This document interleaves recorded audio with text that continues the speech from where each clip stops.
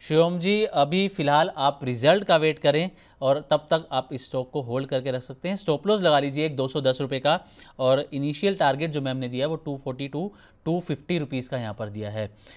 नितेश सारंगी जी, ma'am इनका सवाल है कि टाटा टेक के इनकी 720 रुपीज़ पर इनकी बाइंग है, और ट्रांसरेल लाइटिंग 785 रुपीज़ की इनकी बाइंग है। अभी पूछें कि होल्ड करें या फिर एग्जिट कर लें, और शॉर्ट टर्म के लिए जानना चाहते हैं। जी। बिल्कुल, सबसे पहले टाटा टेक्नोलॉजीज की बात करें तो शॉर्ट टर्म में तो अभी ये थोड़ा सा वीक बना हुआ है। होल्ड कर सकते हैं तो करिए शॉर्ट टर्म में, स्टॉप लॉस के साथ, जो कि 760 के स्तर पे आ रहा है, और टारगेट इसमें रख सकते हैं 720 का। दूसरा सवाल कौन से काउंटर पे था? ट्रांसरेल लाइटिंग, जी। इनकी ट्रांसरेल बाइंग लाइटिंग की अगर 785 की बात, मैम इसमें।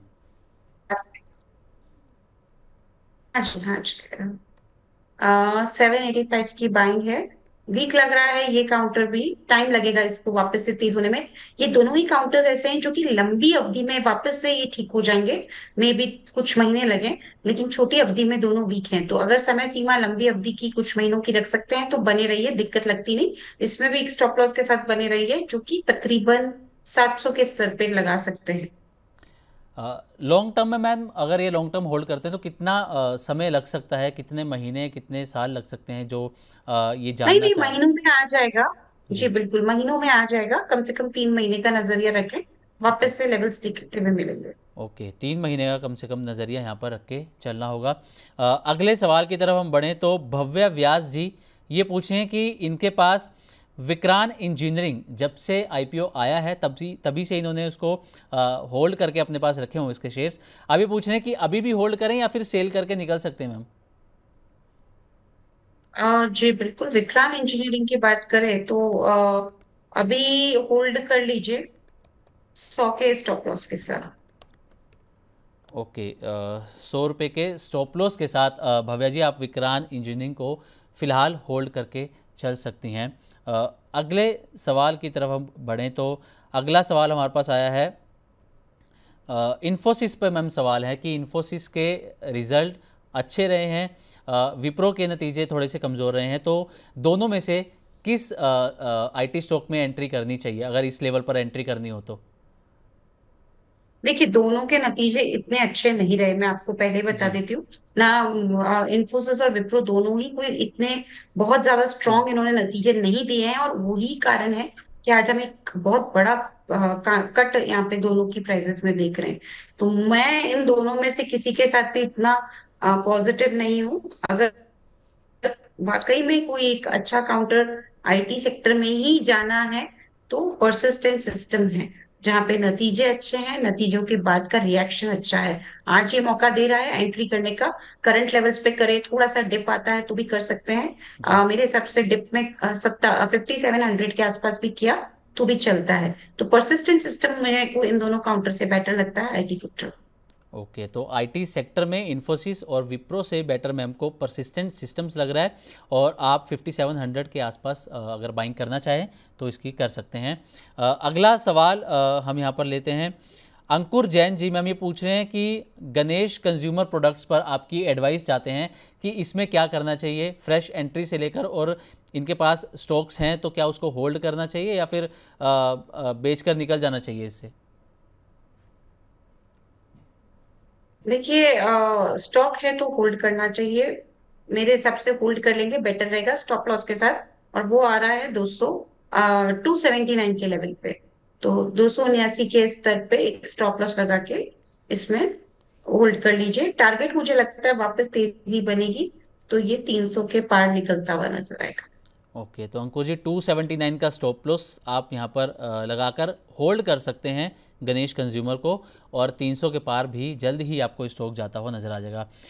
मैम आईटी सेक्टर की फ़िलहाल हम बात कर रहे थे अभी, जब आपने इन्फोसिस, विप्रो और परसिस्टेंट के बारे में बताया, तो आईटी सेक्टर में आज काफ़ी दबाव देखने को मिल रहा है, तो इसका कारण क्या हम रिजल्ट को मान सकते हैं जो इन्फोसिस और विप्रो के आए, या फिर जो यूएस से खबरें आ रही हैं कि वहाँ पर कुछ आईटी कंपनीज पर कुछ एक्शन लिया गया है, तो क्या रीज़न इसके पीछे हो सकता है जो आज इतना प्रेशर देखने को मिल रहा है। जी बिल्कुल इसमें क्या हुआ है कि बिल्कुल ये जो दोनों खबरों का मेल जोल है, उसकी वजह से हमने एक आईटी सेक्टर में फॉल देखा है। क्योंकि अमेरिका में तो जो न्यूज चल रही है वो एक नेगेटिव है।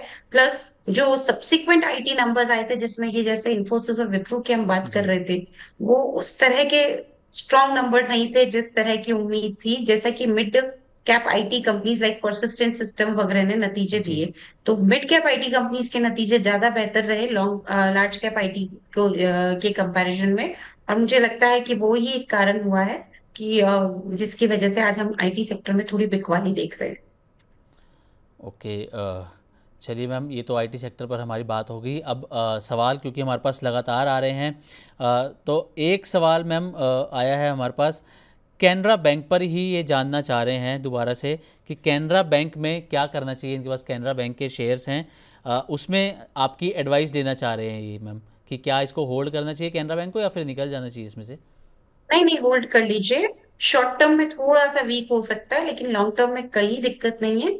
होल्ड करने की सलाह है, स्टॉप लॉस के साथ, जो कि तकरीबन 117 के लेवल पे आ रहा है। ओके, 117 का एक स्टॉप लॉस कैनरा बैंक में आप लगाकर चल सकते हैं। सवाल और हम आगे लेंगे मैम, लगातार हमारे पास सवाल आ रहे हैं, लेकिन उसके पहले मैम आपको ये जानना चाहेंगे आपसे कि जिस तरीके से ग्लोबल लेवल पर जो खबरें आ रही हैं, यूएस की तरफ से कल कहा गया कि इंडिया यूएस से ऑयल नहीं खरीदेगा अब, और इसी तरीके की और भी कई खबरें लगातार यहाँ पर देखने को मिल रही हैं। तो क्या ये बाज़ार को इम्पैक्ट कर सकती हैं, और बाज़ार में जो तेज़ी है क्या इस खबर को भी एक कारण माना जा सकता है? और दूसरा कि क्या एफआईआईज़ की बाज़ार में वापसी होते हुए आपको यहाँ पर नज़र आ रही है?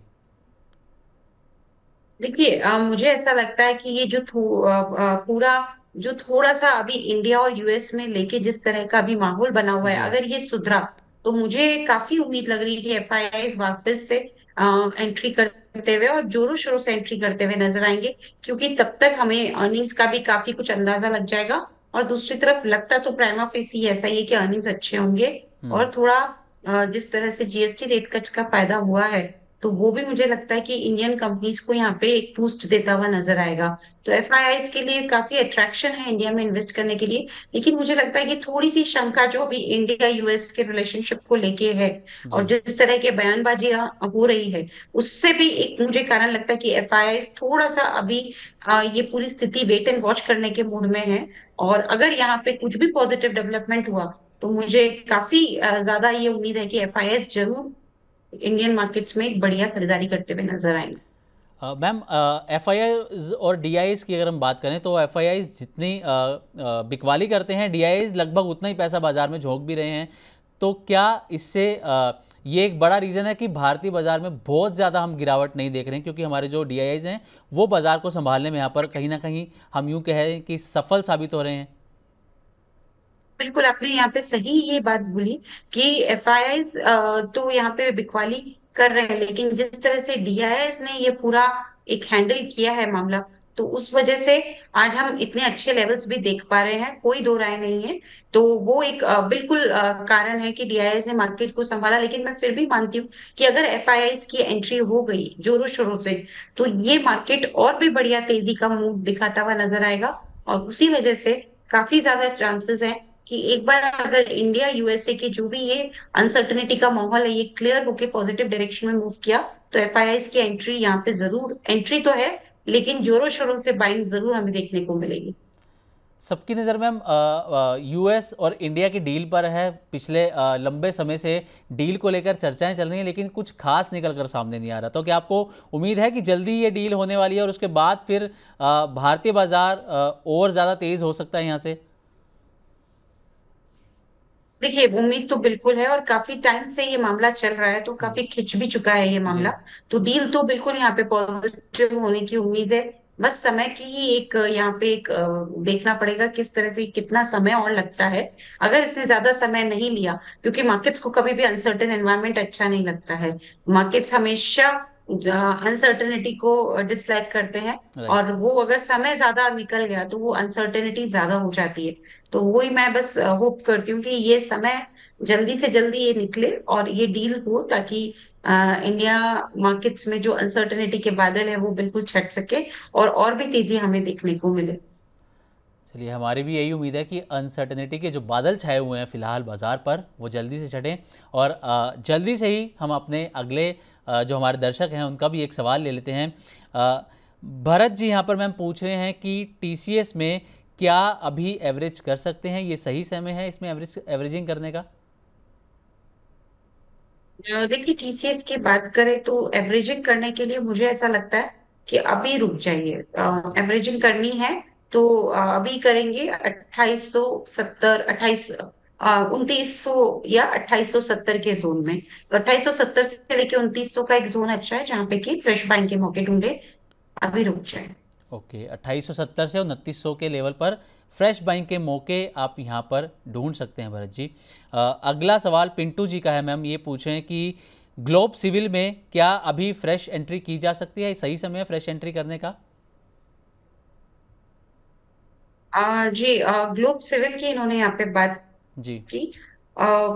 मेरे हिसाब से अभी फ्रेश एंट्री के लिए थोड़ा सा और वेट करना है, बेटर रहेगा। तो अभी ना इसमें एंट्री करें, थोड़ी सी गिरावट और आती है ग्लोब सिविल प्रोजेक्ट्स में, क्योंकि अभी 75 चल रहा है। तो आज क्या हुआ है, बहुत बड़ा तेजी हमने देख लिया है। तो इंट्राडे में क्योंकि ऑलरेडी एक बड़ा मूव दिखा चुका है, इसलिए थोड़ी गिरावट की मैं बात कर रही हूँ। 74 से 73 के जोन में वहां पे मिलता है तो एंट्री कर ले ग्लोब सिविल में। स्टॉप लॉस इसमें मेंटेन कर ले तकरीबन 69 का। मैं फिर से रिपीट करती हूँ, 73 से 74 के जोन में एंट्री करें, 69 का स्टॉप लॉस रख लें, और टारगेट इसमें अब जो रखेंगे वो 80 से लेके 83 का रहेगा।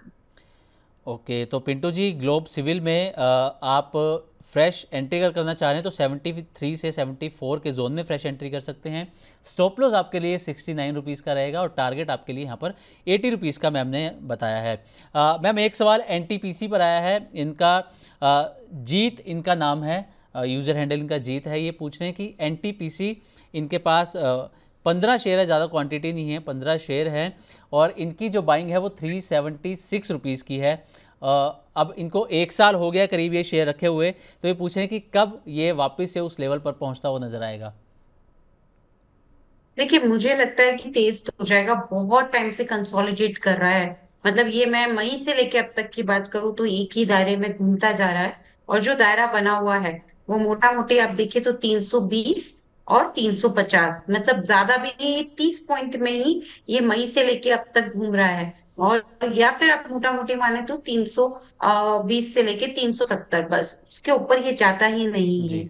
तो ये इतना, जब कंसोलिडेशन इतने महीनों का होता है तो यूजुअली ऐसा माना जाता है कि जब ये ब्रेकआउट आता है तो ये अच्छा ही आता है। और मुझे लगता है कि पॉजिटिव ब्रेकआउट आएगा, यानी कि 330 नीचे में, ऊपर में 370, ये जो जोन है ये ब्रेक होगी। अगर नीचे में 330 ब्रेक होता है, जिसके की चांसेस कम लगते हैं, जैसा मैंने बोला पॉजिटिव ब्रेकआउट आएगा जी यानी कि ऊपर की तरफ का। लेकिन अगर नीचे में 330 ब्रेक होता है तो ही दिक्कत है। इसलिए स्ट्रिक्ट स्टॉप लॉस के साथ अपनी पोजीशन में यहाँ पे बैठ जाए। और वो पोजीशन का जो स्टॉप लॉस लगेगा वो 320 का लेवल है। तो 320 के स्टॉप लॉस के साथ पोजीशन होल्ड करे। चांसेस अपसाइड ब्रेकआउट के हैं, और उसमें 350 370 के जोन जैसे ही ब्रेक हुए ये बहुत बढ़िया तेजी में जाएगा। और फिर ये नेक्स्ट लेवल 400 की तैयारी करता हुआ नजर आएगा। इसलिए कोई दिक्कत की बात नहीं है, होल्ड करने की सलाह है। कंसोलिडेशन काफी टाइम से चल रहा है, होपफुली ये एक ब्रेकआउट जरूर देना चाहिए। ओके, स्टॉप लॉस एनटीपीसी में रहेगा 320 रुपीज़ का, और 370 का लेवल अगर ब्रेक होता हुआ है तो आपको यहाँ पर एनटीपीसी के अंदर अच्छी खासी तेज़ी देखने को मिल सकती है। तो आगे भी हम अपने दर्शकों के सवाल लेते रहेंगे, लेकिन फ़िलहाल वक्त हो गया है हमारे अगले सेगमेंट का, जिसका नाम है बजिंग स्टॉक्स।